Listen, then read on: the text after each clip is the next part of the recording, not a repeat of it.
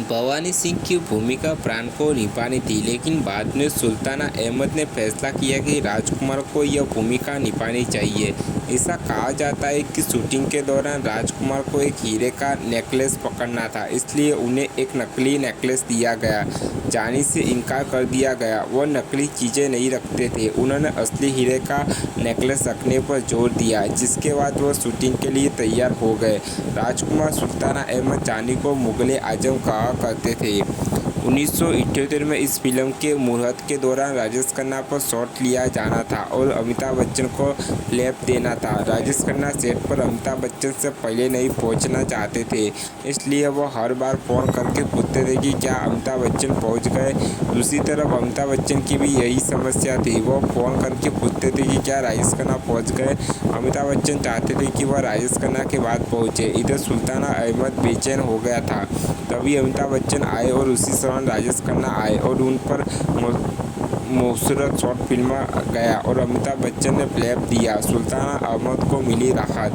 धर्मकंटा के निर्माण के दौरान सुल्ताना अहमद ने घोषणा की थी कि वह नौशाद के संगीत के साथ शहबाजादे सलीम अनारकली बनाएंगे, जिसमें दिलीप कुमार और अमिताभ बच्चन होंगे, लेकिन यह फिल्म बंद कर दी गई। राजेश खन्ना ने सुल्ताना अहमद को डिम्पल को फिल्म लेने का सुझाव दिया था। सुल्ताना अहमद ने राजेश को कहा कि डिम्पल को तभी लेंगे जब राजेश खन्ना मुख्य भूमिका निभाएंगे। सुल्ताना अहमद चाहते थे कि क्रेडिट शीर्षक से पहले एक दृश्य में कोई और नहीं, केवल अभिनेता ओम प्रकाश अभिनय करे। आमतौर पर ओम प्रकाश पूरी फिल्मों में अभिनय करते हैं और ओम प्रकाश ने अपनी बाजार कीमत पर जोर दिया, क्योंकि अन्य लोग उन्हें कम भुगतान करेंगे। वह अपनी कीमत खराब नहीं करना चाहते थे। सुल्ताना अहमद ने ओम प्रकाश को पूरी बाजार कीमत चुकाई।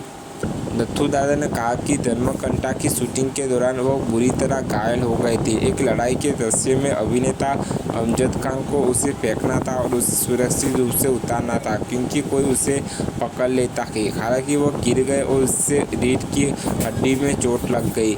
नौशाद और मजरूह सुल्तानापुरी के करियर के उत्तरार्ध के धर्मकांता का संगीत और गीत सबसे सफल गीतों में से एक था।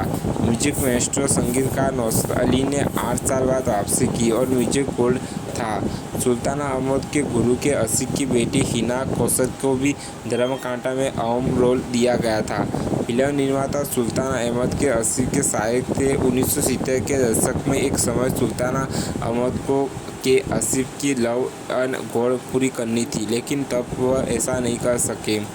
सुल्ताना अहमद ने 1990 के दशक की शुरुआत में दत्त के बाद उस समय की हिट जोड़ी अनिल कपूर और माधुरी के साथ कल्याण जी आनंद जी के संगीत के साथ गंगा की धारा लॉन्च की। कमल अमरोई ने ताली बजाई, दुर्भाग्य से गंगा की धारा बंद हो गई। फिर उन्होंने एक बिना शीर्षक वाली फिल्म लॉन्च की और बप्पी लाहिड़ी ने सभी गाने रिकॉर्ड किए, लेकिन फिल्म नहीं बनी। आखिरकार विक्रांता बनी। जय विक्रांता के बाद 1996-97 में सुल्ताना अहमद ने आदेश श्रीवास्तव के साथ रामा नामक एक फिल्म में लॉन्च की, जिसमें 4 गाने रिकॉर्ड किए गए थे, लेकिन फिल्म बंद कर दी गई और यह आखिरी सुल्ताना अहमद द्वारा घोषित फिल्म थी।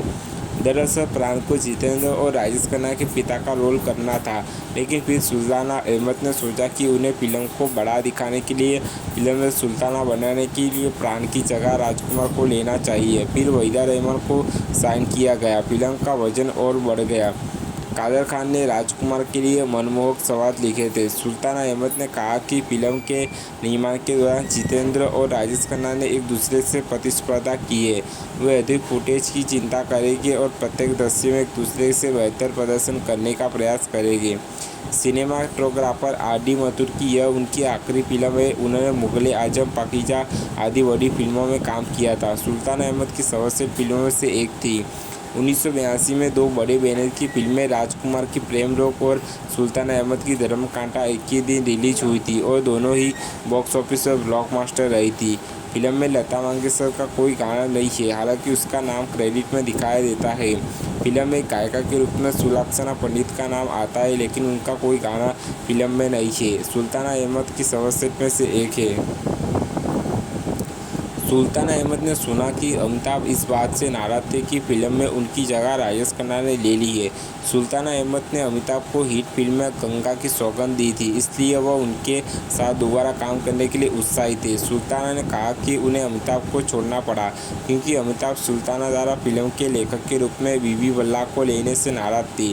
अमिताभ इस प्रोजेक्ट के लिए सलीम और जावेद को चाहते थे। सुल्तान अहमद बीबी बल्ला को अमिताभ को फिल्म सुलाने के लिए श्रीनगर ले गए थे। सुल्ताना ने कहा कि यह गलती थी क्योंकि वह हमेशा अपने अभिनेताओं को फिल्म की कहानी खुद सुनाते थे।